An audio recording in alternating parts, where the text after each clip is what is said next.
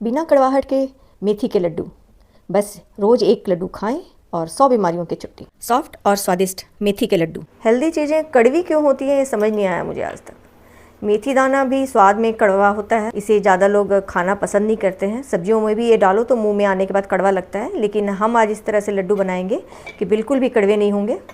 ये 100 ग्राम मेथी मैंने लिया है। 1 किलो मेथी के लड्डू के मेजरमेंट है ये। 1-2 लड्डू ऊपर या नीचे इससे बनेंगे। तो 100 ग्राम मेथी को पहले हम फाइन ग्राइंड करेंगे। इसे आप देख सकते हैं, ग्राइंड कर लिया है मैंने और अब इसे छानेंगे क्योंकि हमें इसका एक फ़ाइन पाउडर चाहिए। अब हम इसे छान लेंगे। फ़ाइन पाउडर नीचे आ गया और ये जो दाने ऊपर आए हैं उन्हें हम एक बार और ग्राइंड कर लेंगे। और ग्राइंड करने के बाद हम दोबारा इसे छान लेंगे। अब लास्ट में 1 चम्मच के करीब ये मोटा मोटा सा बच गया है, तो ये अब पिसेगा नहीं, तो इसे मैं हटा दूंगी। इसे आप बालों में लगाने के लिए या वैसे ही भिगो कर खाने के लिए आप यूज़ कर सकते हैं। तो ये जो पाउडर है, पाउडर मेथी, तो इसे हम दूध में सोक करेंगे। स्टेप बाय स्टेप मेथी के लड्डू कैसे बनाते हैं वो आप ठीक से देखिएगा, जिससे कड़वाहट ना आए। तो दूध में भिगोना बहुत ज़रूरी है क्योंकि दूध में भिगोने की वजह से ही कड़वाहट इसकी जाती है। 100 ग्राम मेथी के लिए मैंने 1 कप दूध लिया है और इसे थोड़ा थोड़ा करके अभी डालूंगी, जितना ज़रूरत होगा उतना डालेंगे। आप देख सकते हैं ये फ्लोइंग कंसिस्टेंसी इसकी हो गई है। जैसे हम बेसन का घोल बनाते हैं ना, उस तरह के घोल की तरह ये फ्लोइंग कंसिस्टेंसी बिल्कुल होनी चाहिए। और वैसा हो जाने के बाद इसे हम भिगोकर छोड़ दें। मैंने कुछ ड्राई फ्रूट्स ले लिए हैं, मैं आपको दिखा देती हूँ कि मैंने क्या क्या लिया है। ये काजू और पिस्ता है, 1 बोल ये मैंने ले लिया है।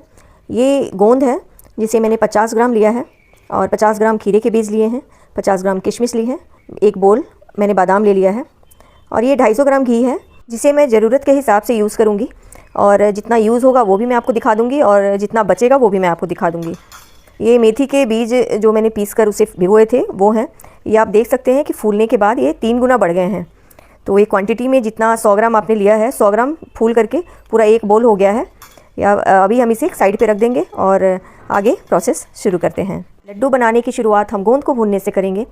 तो गोंद भूनने के लिए मैंने ये 2 चम्मच के करीब घी ले लिया है और उसे ज़्यादा गर्म हमें नहीं करना है। आप देख सकते हैं घी जैसे ही मेल्ट हुआ है मैंने ये गोंद इसमें डाल दिया।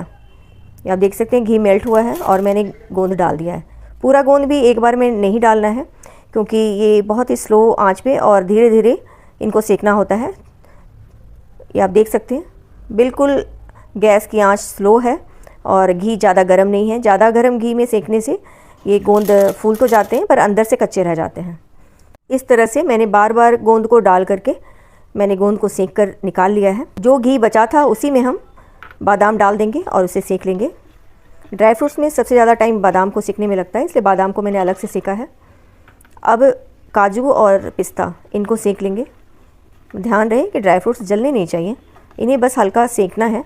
सारे स्टेप्स को 1 बाय 1 जैसे मैं कर रही हूँ उसी तरह से करें। इस लड्डू को बनाने में थोड़ी पेशेंस की ज़रूरत होती है।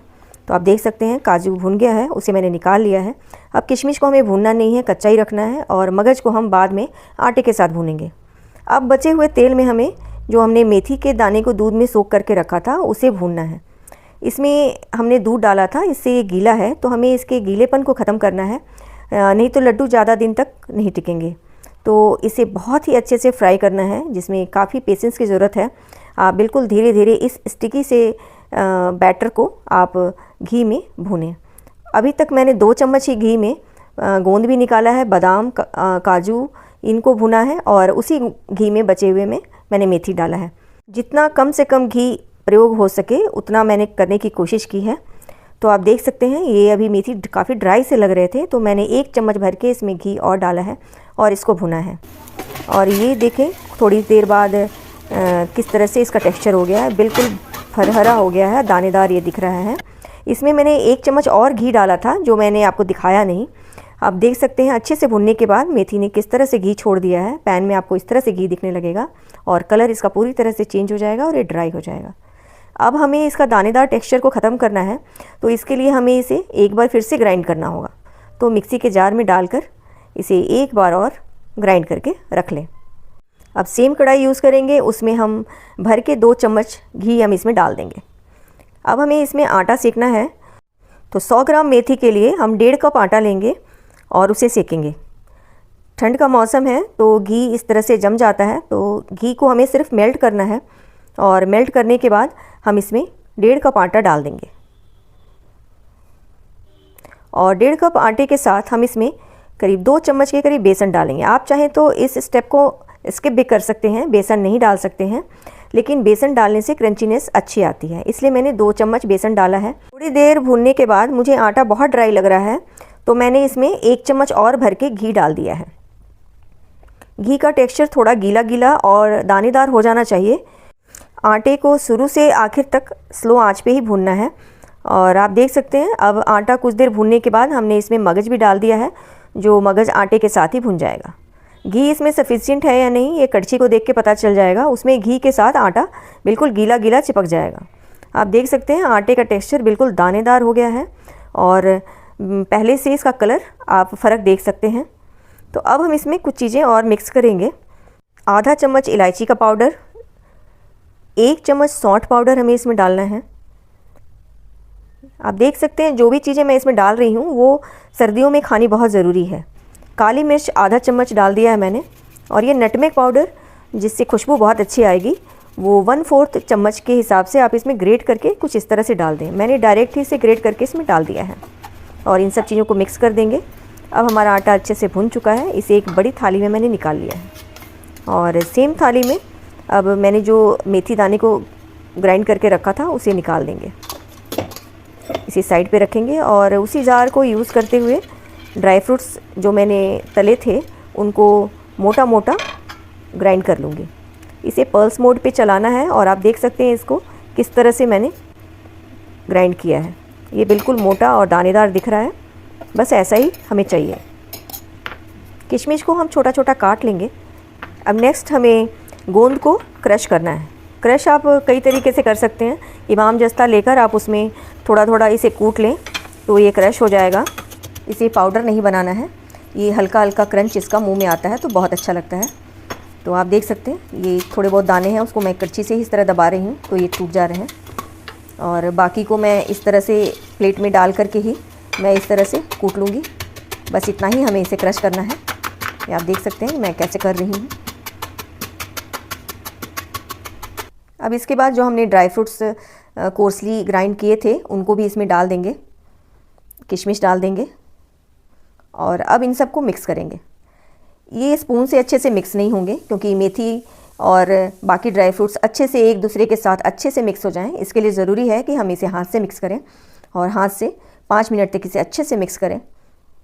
और मिक्स करने के बाद बीच में इस तरह से गड्ढा बना करके अभी इस बर्तन को साइड में रख देंगे। अब हमें इसे मीठा करने के लिए गुड़ चाहिए होगा। ये 350 ग्राम गुड़ मैंने लिया है 100 ग्राम के हिसाब से। तो गुड़ का कोई अपना हिसाब नहीं है।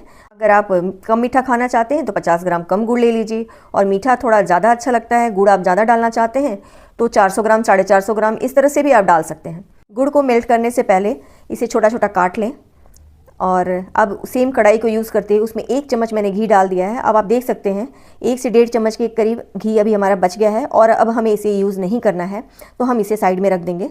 घी जैसे ही मेल्ट हो जाए तो हम इसमें गुड़ को डाल देंगे और आप देख सकते हैं गुड़ को छोटा छोटा करके ही डालना है क्योंकि हमें इसमें पानी यूज़ नहीं करना है। गुड़ को मेल्ट करते समय हमें इस बात का ध्यान रखना है कि हीट बिल्कुल स्लो पे हो और शुरू से आखिर तक आपको इसको स्लो पे ही रख के मेल्ट करना है। अगर आप इसे तेज़ आंच पर मेल्ट करने की कोशिश करेंगे तो या तो ये नीचे से जल जाएंगे या फिर तार बनने लगेंगे और लड्डू टाइट हो जाएंगे। तो आप देख सकते हैं जैसे ही ये मेल्ट हो इसमें दाने और गुठलियाँ कुछ नहीं रह गए हैं। तो आप देख सकते हैं किस तरह से आराम से ये मेल्ट हो गया है गुड़। और गरम गरम गुड़ हमें अब अपने मिक्सचर में डालना है। फटाफट से इसे डाल दें। गुड़ बहुत जल्दी ठंडा होकर के वापस अपने पुराने फॉर्म में आ जाएगा, इसलिए इसे तुरंत ही मिक्स कर लें और मिक्स करके हम इसे इसके लड्डू बनाएंगे। तो ये अब अच्छे से मिक्स हो गया है। अब हम इसका लड्डू बनाएंगे। बहुत गर्म है, आप 2-3 मिनट वेट कर लें, हाथ से छूने लायक हो जाना चाहिए, फिर आराम से इसके लड्डू बन जाते हैं। इस तरह से आप देख सकते हैं कितने आराम से बन पा रहे हैं। तासीर में ये लड्डू गर्म होते हैं, छोटे छोटे बनाएं और डेली 1 लड्डू दूध के साथ आप लें और सर्दियों में अपने आप को सेहतमंद बनाए रखें। तो अगर आपको मेरी वीडियो और लड्डू बनाने का एक तरीका पसंद आया हो तो इसे लाइक करें, शेयर करें और सब्सक्राइब करें। ये देख सकते हैं आप, मैंने पूरे लड्डू बना लिए हैं और मेरे जो लड्डू हैं वो 1 किलो से ऊपर बनकर तैयार हुए हैं, क्योंकि ड्राई फ्रूट्स की मात्रा इस पर डिपेंड करती है। इसे तोड़कर भी मैं आपको दिखा देती हूँ। ये देखिए, मुंह में घुलने लायक लड्डू बने हैं और ये मुंह में जाते ही घुल रहे हैं। आप भी इन सर्दियों में एक बार मेथी के लड्डू बनाकर ट्राई करें, ये बिल्कुल भी कड़वे नहीं लगेंगे। आई होप कि आपको मेरी ये वीडियो बहुत अच्छी लगी होगी। Thanks for watching.